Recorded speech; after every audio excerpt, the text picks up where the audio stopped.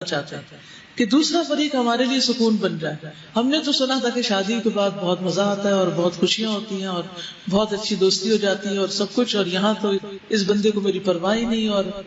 بے شمار گلے شکوے.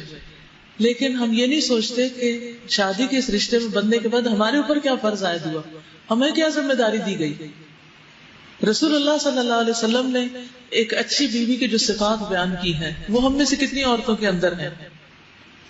نبی صلی اللہ علیہ وسلم نے فرمایا, کیا میں تمہیں تمہاری ان عورتوں کی خبر نہ دوں جو جنت میں ہوں گی, جنت میں جانے والی عورتیں.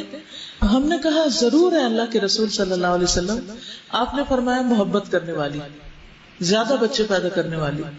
جب اسے غصہ آئے یا اس کے ساتھ برا کیا جائے یا اس کا شوہر ناراض ہو تو وہ شوہر کو کہتی ہے کہ میرا ہاتھ آپ کے ہاتھ میں ہے اور میں اپنی آنکھوں میں نیند کا سرما نہیں لگاؤں گی جب تک آپ راضی نہ ہو جائیں. یعنی ہر قیمت پر شوہر کو راضی کرنے والی. اور حقیقت یہ ہے کہ جو عورت یہ راز جان لیتی ہے کہ شوہر کو کیسے راضی کرنا ہے تو پھر دنیا اور آخرت دونوں ہی راحت میں آ جاتے ہیں. رسول اللہ صلی اللہ علیہ وسلم نے فرمایا, تمہاری بہترین بیویاں وہ ہیں جو محبت کرنے والی, زیادہ بچے پیدا کرنے والی, ہم نوائی کرنے والی یعنی ہاں میں ہم ملانے والی, ہر بات میں تنقید نہیں, اور ہمدردی کرنے والی ہوں بشرطے کہ وہ اللہ سے ڈرنے والی, یعنی دل میں اللہ کا ڈر ہو اور اللہ کی خاطر صبر کر کے یہ ساری قربانیاں کرنے والی. تو جس عورت کے اندر یہ کوالٹیز ہوتی ہیں پھر اس کا شوہر آخر ہار ہی جاتا ہے اپنی ضد سے اور اپنے ظلم و ستم سے, اور گھر کی فضا محبت کی فضا بن جاتی ہے. اسی طرح شوہر کے لیے بھی ہے کہ وہ اپنی بیوی کے لیے سکون کا باعث ہو.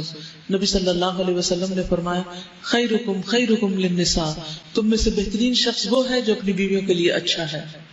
پھر اسی طرح عورت کے لیے خاص ذمہ داری کہ شوہر کے بلانے پر وہ اس کے پاس چلی جائے. رسول اللہ صلی اللہ علیہ وسلم نے فرمایا, اس ذات کی قسم جس کے ہاتھ میں میری جان ہے, جب کوئی شخص اپنی بیوی کو بستر پر بلائے اور بیوی انکار کر دے تو وہ ذات جو آسمانوں میں ہے وہ ناراض رہتی ہے حتیٰ کہ اس کا شوہر اس سے راضی ہو جائے. تو یہ بات جو ہے یہ عام طور پر اس کو بہت مس انٹرپریٹ کیا جاتا ہے اور یہ شو کیا جاتا ہے کہ اسلام بڑا ہی ظالمانہ مذہب ہے جس میں عورت کا تو کوئی حق ہی نہیں ہے, بس وہ شوہر کے غلام بن کر رہے. نہیں, اللہ سبحانہ وتعالیٰ نے شوہر کے مزاج کو جانتے ہوئے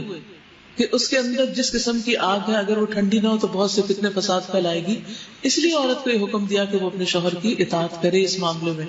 اور اگر وہ نہیں کرے گی تو گناہگار ہوگی. اور پھر اس وجہ سے یعنی اس کے ناروا انکار کی وجہ سے شوہر کے اندر جو غضب غیظ غصہ ہوگا یا پھر وہ حقوق نہیں دے گا یا اس سے مزید معاملات بگڑیں گے, تعلقات خراب ہو کر حتیٰ کہ طلاق تک نوبت آ جائے گی, تو پھر اس میں ذمہ دار عورت ہوگی. یعنی اگرچہ شوہر کا ظلم وہ بھی اللہ تعالیٰ دیکھتا ہے لیکن سبب کیا ہے.